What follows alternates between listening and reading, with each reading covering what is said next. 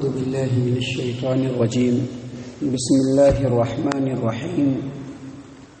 ومن أهل الكتاب من إن تأمنه بقنطار يؤده إليك ومنهم من إن تأمنه بدينار لا يؤده إليك إلا ما دمت عليه قائما ذلك بأنهم قالوا ليس علينا في الأميين سبيل ويقولون على الله الكذب وهم يعلمون بلى من أوفى بعهده واتقى فإن الله يحب المتقين. اور اہل کتاب میں سے بعض لوگ ایسے بھی ہیں کہ اگر آپ ان پر اعتماد اور بھروسہ کرتے ہوئے خزانے بھر دولت بھی دے دیں تو وہ آپ کو واپس لوٹا دیں گے. اور اہل کتاب میں سے ہی کچھ ایسے لوگ بھی ہیں کہ اگر آپ ان کو 1 دینار بھی دیں تو وہ آپ کو واپس نہیں کر پائیں گے الا یہ کہ آپ ان کے سر پر کھڑے رہیں، سوار رہیں.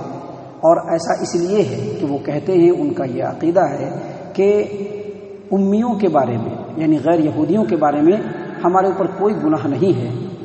اور وہ لوگ یہ بات جان بوجھ کر کے اللہ تبارک و تعالیٰ پر جھوٹ باندھتے ہیں. کیوں نہیں؟ اس معاملے میں ان کا مواخذہ ضرور ہوگا، لیکن یہ بات یاد رکھی جائے کہ جس آدمی نے اللہ تبارک و تعالیٰ کے عہد کو پورا کیا، اللہ تبارک و تعالیٰ کے تقوی کو اختیار کیا، تو بے شک اللہ تبارک و تعالیٰ متقین اور پرہیزگار لوگوں کو پسند فرماتے ہیں. معزز سامعین کرام، حلال کمائی اور حرام خوری سے بچنا یہ اللہ تبارک و تعالیٰ نے تمام امت کو حکم دیا ہے. جس طرح سے مسلمانوں کو اور اللہ تبارک و تعالیٰ نے رسولوں کو یہ حکم دیا کہ حلال روزی کھائیں، حرام سے بچیں، ویسے ہی اللہ تبارک و تعالیٰ نے یہودیوں کو بھی حکم دیا تھا اور حرام کی جتنی بھی قسمیں ہیں ان تمام قسموں سے پرہیز کرنے کا بھی حکم دیا. لیکن سود خوری جس طرح سے ہماری امت میں یا دوسری امت کے اندر حرام ہے، ویسے ہی یہودیوں کے اندر بھی سود خوری حرام تھا. لیکن اس کے ان یہودیوں کے فقہا اور علماء نے اپنے فقہی مشگافیوں کو سامنے رکھ کر کے مختلف وجہوں سے سود کو حلال قرار دیا تھا. ان کا یہ کہنا تھا کہ اگر غیر یہودی کوئی ہے، غیر اسرائیلی کوئی ہے، تو ان سے اگر سود لے لیا جائے تو کوئی حرج کی بات نہیں ہے. جس طرح سے آج کے ڈیٹ میں بہت سارے مسلم ممالک کے اندر مسلمانوں کا ایک گروہ ہے جس کا یہ کہنا ہے کہ اگر ہمارے ملک کے اندر کوئی حربی کافر ہے اس سے ہم سود لے سکتے ہیں، جبکہ شرعی اعتبار سے بالکل ناجائز ہے. ویسے ہی یہودیوں کے ہاں بھی یہ مسئلہ نکال لیا گیا تھا کہ ہمارے کتاب سے یہ بات ثابت ہے کہ اگر کوئی غیر یہودی ہے، غیر اسرائیلی ہے، تو ہم ان سے سود لے سکتے ہیں اور سود اس سلسلے میں ہمارے لیے حلال ہے. صرف سود تک کی بات نہیں تھی، بلکہ یہودیوں کے ہاں یہ بھی بات تھی کہ اگر کوئی غیر یہودی ہے تو اس کے مال کو اگر ہم حرام طریقے سے ہڑپنا چاہیں تو وہ بھی ہمارے لیے جائز ہے. اور یہ چیز ان کے ہاں بالکل جڑ پکڑ گئی تھی. حالانکہ یہ جو حرام خوری ہے اور سود خوری ہے یہ انسانی ذہن کے اوپر کئی طریقے سے اثر چھوڑتا ہے. ایک آدمی اگر حرام کی طرف مائل ہوتا ہے، سود خوری کی طرف مائل ہوتا ہے، تو اس کے دل میں سختی آتی ہے، سنگ دلی آتی ہے. اس کے دل کے اندر جو ہے اللہ تبارک و تعالیٰ کی یاد جگہ چھوڑ دیتی ہے، شیطان اس کی جگہ لے لیتا ہے. مال سے اس کو غیر معمولی محبت ہو جاتی ہے اور حرام طریقے سے مال کو جمع کرنا اس کی عادت ثانیہ بن جاتی ہے. اللہ تبارک و تعالیٰ نے جو اس آیت کریمہ کے اندر اہل کتاب کے بارے میں بیان فرمایا کہ اہل کتاب میں سے کچھ ایسے لوگ ہیں کہ اگر ان کو آپ 1 دینار بھی دیں امانت کے طور پر کہ آپ یہ رکھیے اور وقت پڑے گا تو ہم لے لیں گے، لیکن جب وقت آئے گا تو وہ 1 دینار بھی نہیں دیں گے، یا قرض کے طور پر دے دیں یا امانت کے طور پر دے دیں گے، لوٹائیں گے نہیں، الا یہ کہ آپ ان کے سر پر سوار رہیں اور برابر تقاضا کرتے رہیں، تب جا کر کے وہ واپس کریں گے. یہ جو فطرت ہے یہ دراصل مال سے بہت زیادہ محبت ہونے کی وجہ سے. مال سے محبت ہونا غیر فطری بات نہیں ہے، لیکن مال سے ضرورت سے زیادہ محبت ہونا اور مال کے سلسلے میں اتنی محبت ہو جائے کہ آدمی حرام و حلال کی تمیز کیے بغیر مال کو حاصل کرنا شروع کر دے، یہی مال کی محبت ہے. اور یہودیوں کے اندر یہ بات پائی جاتی ہے. اور جو پہلی صفت اللہ تبارک و تعالیٰ نے بیان فرمائی کہ اہل کتاب میں کچھ ایسے لوگ ہیں کہ ان کو اگر آپ خزانہ بھر بھی مال دے دیں تو وہ امانت کا تقاضا سمجھتے ہوئے اس مال کو اپنے وقت پر لوٹا دیں گے. ایسے اچھے لوگ ہر دور میں رہے ہیں، ہر امت میں رہے ہیں، لیکن کم رہے ہیں اور یہودیوں میں بھی بڑے کم تھے.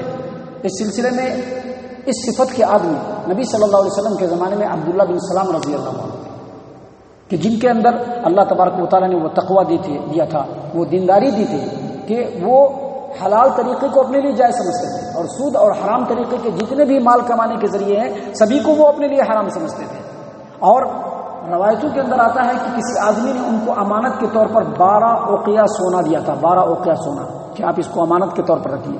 اور جب وہ آدمی اس سے مانگنے کے لیے آیا تو انہوں نے فوراً اس کو لوٹا دیا. اس کے مقابلے میں یہودیوں کا ہی ایک فحاص نام کا آدمی تھا، اس کو کسی نے 1 دینار دیا تو 1 دینار کو سنبھال کے نہیں رکھ سکا. جب وہ مانگنے کے لیے آیا تو مکر گیا کہ نہیں ہمارے پاس پیسہ نہیں. تو دراصل میں آپ کو بتلا دوں کہ یہ ساری باتیں اس لیے تھی کہ وہ لوگ یہ عقیدہ رکھتے تھے کہ غیر یہودی کا جو مال ہے اس کو ہم جب بھی چاہیں ہڑپ کر سکتے ہیں، اور یہ شرعی اعتبار سے نہ ان کے دین میں جائز تھا نہ ہمارے دین میں جائز ہے. آپ دیکھیے ان کی ایک کتاب ہے جس کو اللہ تبارک و تعالیٰ نے نازل نہیں کیا ہے، وہ خود انہوں نے اپنے ہاتھ سے لکھا ہے. تلمود ایک کتاب ہے، تلمود کے اندر ہے کہ اگر کوئی غیر اسرائیلی ہے یعنی غیر یہودی ہے اور اگر اس کے بیل نے یہودی کے بیل کو زخمی کر دیا تو جرمانہ دینا پڑے گا، لیکن اگر یہودی کے بیل نے غیر یہودی کے بیل کو زخمی کر دیا تو کوئی جرمانہ نہیں دینا پڑے گا. اسی طرح سے انہی کی کتاب میں ایک اور مسئلہ ہے. مسئلہ کیا ہے؟ مسئلہ یہ ہے کہ اگر کسی ایسی جگہ پہ کوئی آدمی جا رہا ہے اور اس کو کوئی سامان مل جاتا ہے تو وہ کیا کرنا چاہیے؟ تو دیکھے کہ وہ جگہ کون سی ہے. اگر اس جگہ پر یہودی اور اسرائیلی لوگ بستے ہیں تو اس سامان کا اس کو اعلان کرنا چاہیے کیونکہ وہ اس کے لیے حلال نہیں ہے. لیکن اگر اس آبادی میں غیر یہودی لوگ رہتے ہیں تو پھر وہ سامان اس کے لیے جائز ہے، اس کو اناؤنسمنٹ کرنے کی ضرورت نہیں. یہ حرام کھانے کا ان کا انداز تھا اور اس کو انہوں نے اپنے مذہب کا عقیدہ بنا کر کے رکھا تھا. گویا وہ دوہرا جرم کر رہے تھے. ایک جرم یہ کر رہے تھے کہ وہ حرام خوری کرتے تھے، اور دوسرا جرم یہ تھا کہ اسی حرام خوری کو وہ شریعت سے ثابت مانگتے تھے. حالانکہ ہماری شریعت جو شریعت اسلامیہ ہے اس کے اندر اللہ تبارک و تعالیٰ کے اور رسول اللہ صلی اللہ علیہ وسلم کی تعلیمات ہے، اس کی ایک جھلک ہم آپ کو دکھلاتے ہیں. حافظ ابن کثیر نے اپنی تفسیر ابن کثیر کے اندر تفسیر عبد الرزاق کے حوالے سے ایک روایت نقل کیا ہے کہ شعب بن یزید وہ کہتے ہیں کہ عبداللہ ابن عباس رضی اللہ عنہما سے کسی نے پوچھا کہ ہم لوگ جنگوں میں جاتے ہیں تو جنگوں کے اندر ذمیوں کا کوئی مال مل جاتا ہے، مرغی بکرا وغیرہ مل جاتا ہے، اس سلسلے میں ہمیں کیا کرنا چاہیے؟ عبداللہ ابن عباس رضی اللہ عنہما نے کہا کہ اس سلسلے میں تمہارا کیا خیال ہے؟ کہا کہ اس سلسلے میں میرا خیال یہ ہے کہ وہ ذمیوں کا مال ہے، اس کو کھا لینے میں کوئی حرج نہیں، اس کو لے لینے میں کوئی حرج نہیں. کہا کہ یہ تو بات وہی ہوئی جو یہودی کہتے ہیں کہ لیس علینا فی الامیین سبیل، یعنی غیر یہودی کا کوئی بھی مال اگر ہم ہڑپ کر لیں تو ہمارے لیے کوئی گناہ کی بات نہیں ہے، غیر یہودی کا مال ہمارے لیے جائز ہے. بالکل ایسی ہی بات تم بھی کہہ رہے ہو، ایسی بات نہیں ہے. ہماری شرعی تعلیمات کے مطابق اگر کوئی ذمی ہے جو ٹیکس بھی ادا کرتا ہے اور ہمارے ملک میں رہتا ہے، اگر اس کا کوئی مال ہمیں ملتا ہے تو ہمیں اس کی اجازت کے بغیر نہیں لینا ہے، اس کو مال والے کو واپس لوٹا دینا ہے. تو اللہ تبارک و تعالیٰ نے اسی بات کو یہاں پر بیان کرتے ہوئے اہل کتاب کو نصیحت کرتے ہوئے اور ان کے برے عمل سے آگاہ کرتے ہوئے بتلایا کہ یہودیوں میں بعض ایسے ہیں، اہل کتاب میں بعض ایسے ہیں کہ اگر آپ ان پر اعتماد کرتے ہوئے ان کو خزانہ بھی دے دیں تو وہ خزانہ لوٹا دیں گے، اور انہی میں سے بعض ایسے ہیں کہ اگر 1 دینار بھی دے دیں تو جب تک آپ ان کے پیچھے نہیں پڑے رہیں گے وہ آپ کو لوٹائیں گے نہیں. اور ایسا اس لیے ہے کہ وہ یہ سمجھتے ہیں کہ غیر یہودیوں کا مال ان کے لیے بالکل حلال ہے، اور یہ اللہ تبارک و تعالیٰ کے اوپر ان کا جانتے بوجھتے وہ بہت بڑا جھوٹ گڑھ رہے ہیں. اس کے بعد اللہ تبارک و تعالیٰ نے اگلی آیت کریمہ میں فرمایا بلا من اوفی بعہدہ واتقی فإن اللہ یحب المتقین. کیوں نہیں؟ ایسے اہل کتاب کو ان کے کرتوتوں کی سزا ضرور ملے گی، لیکن کن کو سزا نہیں ملے گی؟ بلا من اوفی بعہدہ واتقی.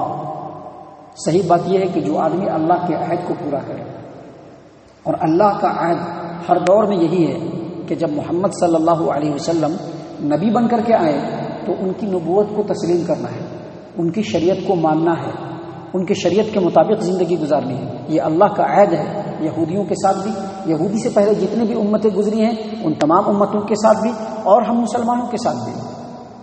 یہ عہد ہے کہ جب محمد صلی اللہ علیہ وسلم کی رسالت کا زمانہ پاؤ تو ان کے اوپر ایمان بھی لانا ہے، ان کی شریعت کے مطابق زندگی بھی گزارنی ہے، اور اللہ تبارک و تعالیٰ کا تقوی اختیار کرنا ہے. تقوی کا مطلب کیا ہوتا ہے؟ تقوی کا مطلب یہی ہوتا ہے کہ جو جائز اور حلال کام ہے اسی کو انجام دیا جائے، حرام کاموں کی طرف ہرگز نظر اٹھا کر کے بھی نہیں دیکھا جائے، کیونکہ حرام کام کی طرف نظر اٹھا کر کے دیکھنا یہ تقوی کو بالکل ختم کر کے رکھ دیتا ہے. تو اللہ نے فرمایا کہ جو آدمی اللہ تبارک و تعالیٰ کے عہد کو پورا کرتا ہے اور تقوی اختیار کرتا ہے تو اللہ تبارک و تعالیٰ بے شک متقین اور پرہیزگار لوگوں کو پسند فرماتا ہے۔